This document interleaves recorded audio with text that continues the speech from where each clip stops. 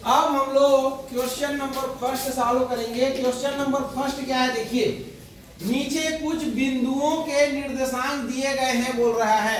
आई बात समझ में। उन्हें निर्देशांक समतल पर प्रदर्शित कर बताइए कि बिंदु किस चतुर्थांश में है बोल रहा है। और यहाँ पर देखिए आपको बिंदु के निर्देशांक दिए गए हैं। पहला 3 4, दूसरा ऋण 5 6, तीसरा क्या दिया है ऋण 2 ऋण 1 और चौथा क्या दिया है आपको 2.5 और ऋण 7। तो यहाँ पर याद रखना किसी भी बिंदु के निर्देशांक क्या होता है जानते हो। किसी भी बिंदु के निर्देशांक, जैसे एक बिंदु आप P ले लिए, क्या ले लिए P ले लिए, तो इसके निर्देशांक होंगे x और y। क्या होंगे x और y। कहाँ पर, समतल में। मतलब किसी भी बिंदु के दो निर्देशांक होते हैं, एक x निर्देशांक और दूसरा y निर्देशांक। x निर्देशांक मतलब x अक्ष का मान और y निर्देशांक मतलब y अक्ष में मान। आई बात समझ में। तो यहाँ पर देखिए बिंदु के निर्देशांक दिया है 3 और 4, तो ये किसका मान है x का, ये किसका मान है y का, ये किसका मान है x का, ये किसका है y का, ये किसका है x का, ये किसका है y का, ये किसका है x का और ये किसका है y का। तो पहला मान x का होता है और दूसरा क्या होता है y का होता है। और दोनों के बीच में क्या रहता है, कॉमा। कॉमा है कि नहीं है। तो चलिए अब हम लोग स्टार्ट करते हैं। तो प्रश्न क्या बोल रहा है, देखिए नीचे कुछ बिंदुओं के निर्देशांक दिए गए हैं, उन्हें निर्देशांक समतल पर प्रदर्शित कीजिए। तो सबसे पहले आप निर्देशांक समतल क्या है ये समझिए। तो ये आपका ग्रीन बोर्ड क्या है, निर्देशांक समतल है।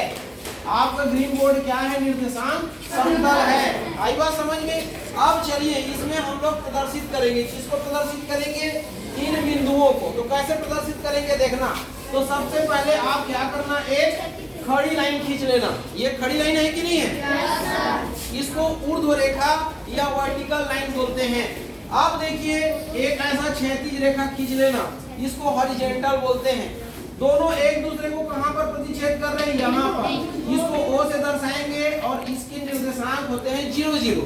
इसको हम मूल बिंदु बोलते हैं। तो मूल बिंदु के निर्देशांक मतलब मूल बिंदु में x और y का मान कितना होगा, 0 0 होगा। अब देखिए ये x अक्ष होता है और ये x डैश होता है, ये y होता है और ये y डैश होता है। अब ये क्या होता है, धनात्मक, ये क्या होता है धनात्मक, ऋणात्मक। ये क्या होता है धनात्मक और ये क्या होता है, आ गया समझ में। अब देखिए ये समतल कितने भाग में बढ़ गया, 4 भाग। ये यहाँ से लेकर के इधर का ये फर्स्ट चतुर्थांश बन गया। बन गया कि नहीं बन गया, क्या बन गया, ये फर्स्ट चतुर्थांश। ये क्या बन गया आपका सेकंड चतुर्थांश। क्या बन गया, सेकंड चतुर्थांश। ये क्या बन गया आपका, थर्ड चतुर्थांश। ये बन गया कि नहीं बन गया। और ये क्या बन गया आपका, फोर्थ चतुर्थांश मतलब चौथा चतुर्थांश। ये बना कि नहीं बना। अब हम ये देखेंगे कि इस चतुर्थांश में अगर कोई भी बिंदु रहेगा उसका x और y मान कैसा आएगा ये देखेंगे। तो यहाँ पर अगर कोई भी बिंदु, मान लो ये बिंदु P है, तो इसका 2 मान होगा ना, x और y। आई बात समझ में। अब इसके चिन्ह को देखेंगे हम लोग। चिन्ह को देखने के लिए क्या करना, ये खंड को देखो, ये वाले खंड को, ये खंड, ये अक्ष और ये अक्ष से घिरा हुआ है कि नहीं है। तो ये दोनों में किसको पाले लोगे, x और y में x है। तो ये देखो x क्या है यहाँ पर, धनात्मक, तो ये क्या आएगा, तो धन x ये। और फिर इसको देखो y वाला क्या है, धनात्मक, तो ये y का मान भी क्या आएगा, धनात्मक। तो यहाँ पर देखो धन धन चिन्ह वाला कौन से चतुर्थांश में आ रहा है, पहले। अब यहाँ पर आ जाओ, तो यहाँ x को ही पाले लेना है। यहाँ पर भी ये देखिए यहाँ से यहाँ तक है ना, तो यहाँ पर भी अगर बिंदु मान लो Q लेते हो ये, तो इसका भी x y होगा कि नहीं होगा। अब चिन्ह को देखो, तो इसको पाले लेना है, किसको पाले लेना है, इसको। इसका चिन्ह क्या है, ऋण, तो यहाँ पर क्या लग जाएगा, ऋण। अब ये y को देखो, y क्या है, धन, तो यहाँ पर क्या लग जाएगा, धन। तो इसका चिन्ह क्या हुआ, ऋण कामा धन। हुआ कि नहीं हुआ। वैसे इसको देखो, इसका एरिया यहाँ से यहाँ तक है ये, तो इसमें भी अगर कोई बिंदु लोगे, R बिंदु ले लिए ये, तो इसका भी मान x y होगा कि नहीं होगा। इसके चिन्ह को देखो, x को ही पाले लेना है, तो x क्या है, ऋणात्मक, यहाँ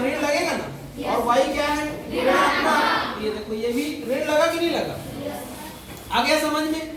अब इसके बाद यहाँ पर आ जाओ, तो यहाँ पर मान लो ए से एक बिंदु ले लिए, तो इसका भी निर्देशांक x y होगा। अब चिन्ह को देखो तो क्या हो जाएगा, x को पहले लेंगे, x ये है ना, तो x धनात्मक है, फिर इसको लेना ये ऋणात्मक है, ये देखो ये, तो यहाँ पर चिन्ह क्या हुआ, धन और ऋण। तो ये देखो जहाँ पर धन धन चिन्ह आएगा वो प्रथम चतुर्थांश में होगा, जहाँ पर ऋण और धन आएगा वो द्वितीय में होगा, और जहाँ पर ऋण और ऋण आएगा, यहाँ हम अलग से भी ऐसे लिख सकते हैं ना, वो तृतीय में होगा, और जहाँ पर धन और ऋण आएगा वो चतुर्थ में होगा। इधर से पहले देखना है, ये वाले पहले देखना है, फिर वो वाले को देखना है। क्लियर हो गया? आया सबको समझ में? अब देखिए, अब हमको क्या बोल रहा है, तो हमारा प्रश्न बोल रहा है नीचे कुछ बिंदुओं के निर्देशांक दिए गए हैं, उन्हें निर्देशांक समतल पर प्रदर्शित कर बताइए कि बिंदु किस चतुर्थांश में है। यही बोल रहा है ना? अब इन बिंदुओं को दर्शाना है और बताना है कि ये कौन से चतुर्थांश में है। तो इसके लिए हमको क्या करना पड़ेगा, यहाँ पर अंतराल लेना पड़ेगा ना, छोटा छोटा ये लेंगे। आप 1-1 सेंटीमीटर का ऐसे अंतराल ले लेना, ये 1-1 सेंटीमीटर का, कितने सेंटीमीटर का, 1 सेंटीमीटर का, ये 1-1 सेंटीमीटर का ऐसे अंतराल ले लेना। तो ये क्या होगा, धन 1, फिर कामा करके धन 2, फिर कामा करके धन 3, फिर कामा करके धन 4, फिर कामा करके धन 5, ऐसे आगे बढ़ना। ये क्या होगा, ऋण 1, ऋण 2, ऋण 3, ऋण 4, ऋण 5। ये कितना होगा, धन 1, धन 2, धन 3 और धन 4। आगे बढ़ते जाना, ऋण 1, ऋण 2, ऋण 3, ऋण 4, ऋण 5, बीच में क्या रहेगा, कामा। ये हो गया। अब देखिए इसको दर्शाना है 3 और 4 को, तो 3 और 4 को देखिए, इसमें x भी धनात्मक है और y भी क्या है, धनात्मक। ये कौन से चतुर्थांश में जाएगा, पहला में। तो ये देखिए ये 3 और 4, ये किसको दर्शाना है हमको, 3 और 4। ये हमारा प्रश्न है 3 और 4, ये 3 और 4 को दर्शाना है। तो x अक्ष में मान 3 है और y में मान कितना है, 4 है, तो धन धन है, इसमें आएगा ना। तो ये देखिए x का मान कितना है, 3, तो x धनात्मक ये वाला है कि ये वाला है, ये वाला है ना। तो हम इस धनात्मक वाले में ये 3 को लेंगे कि नहीं लेंगे, तो चलिए 1 2 3 यहाँ पर आ गए। ये अब y का मान देखिए, y भी धनात्मक है 4, तो ये धनात्मक है y की ये है 1 2 3 4, यहाँ पर आ गए ना। अब यहाँ से ऐसे आगे बढ़िए और यहाँ से ऐसे आगे बढ़िए, तो कहाँ पर काट रहे हैं, यहाँ पर। ये देखिए, तो यही बिंदु, ये इसी बिंदु का निर्देशांक क्या है, 3 और 4। आप इसको नाम भी दे सकते हैं, बिंदु A करके। तो ये देखिए ये बिंदु, फर्स्ट बिंदु कौन सा था, 3 4, इसको हमने यहाँ पर शो कर दिया, दर्शा दिया कि नहीं दर्शा दिया। और ये किस चतुर्थांश में है, तो बोला था ना किस चतुर्थांश में है, तो यहाँ पर लिखोगे कौन से चतुर्थांश में है, ये। तो ये वाला कौन से चतुर्थांश में है, चतुर्थांश में है। ये आ गया समझ में। अब द्वितीय को दर्शाओ इसको, तो क्या है देखिए, ऋण 5 और 6। दूसरा क्या है देखिए, ये ऋण 5 और 6, तो ये x का मान है और ये y का मान। x का मान कैसा है, ऋणात्मक, तो x ऋणात्मक इधर है कि उधर है, कितना है x का मान, ऋण 5, तो 1 2 3 4 5, ऋण 5 यहीं पर आएगा ना। और y के मान को देखो कितना है, 6, ऋणात्मक है धनात्मक, धनात्मक इधर जाएगा ना, 1 2 3 4 5, और यहाँ पर क्या आएगा, 6, ये आएगा। तो इसको आगे बढ़ाओ ऐसे और इसको ऐसे ऊपर ले जाओ, ये तो यहाँ पर काट रहे हैं ना, इसको बी बिंदु नाम दे देते हैं। तो इसका निर्देशांक कितना हो रहा है, 5 और 6। ये कौन से चतुर्थांश में है, द्वितीय। तो द्वितीय चतुर्थांश लिखोगे, क्या लिखोगे, द्वितीय चतुर्थांश। अब किस में आ गए, इसमें आ गए, तो क्या है, तीसरा क्या है, देखो ऋण 2 और ऋण 1, ये x मान है और ये y मान है। x का मान कितना है, ऋण 2, तो x ऋणात्मक इधर है कि उधर है, तो 1 और 2 यहाँ पर आया। और y का मान देखो कितना है, ऋण 1, तो ऋण 1 ये है ना। ये आगे बढ़ाओगे तो यहाँ पर मिलेगा आपको, तो a b के बाद कौन सा बिंदु, c। तो c बिंदु क्या है, ऋण 2 और ऋण 1। तो ये कौन से चतुर्थांश में है, चतुर्थांश। तो आ गया समझ में। इसके बाद फिर कौन सा बच गया, 2.5। ये देखो चौथा क्या बच गया आपका, 2.5 और क्या है ऋण 7। तो ये x है और ये y है।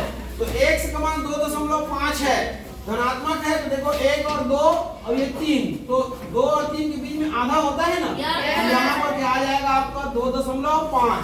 और y का मान कितना है ऋण 7, तो y ऋण इधर रहता है ना, ये 5 के बाद ये 5 के बाद ये 6 और 6 के बाद ये 7। तो ये देखो इसको ऐसे इधर बढ़ाओगे और इसको ऐसे बढ़ाओगे, यहाँ पर आ रहा है ना, ये आपका कौन सा बिंदु हो जाएगा 2, 5, ये 2.5 और कामा ऋण 7।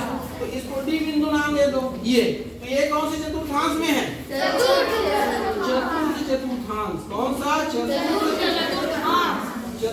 चतुर्थांश। ये तो ये देखिए आपका ये कौन से चतुर्थांश में है, 3, 4 देखो प्रथम चतुर्थांश। ऋण 5, 6 किसमें है, ऋण 2 ऋण 1 किसमें है, 2.5 और ऋण 7 किसमें है। ये काम खत्म हो गया आपका।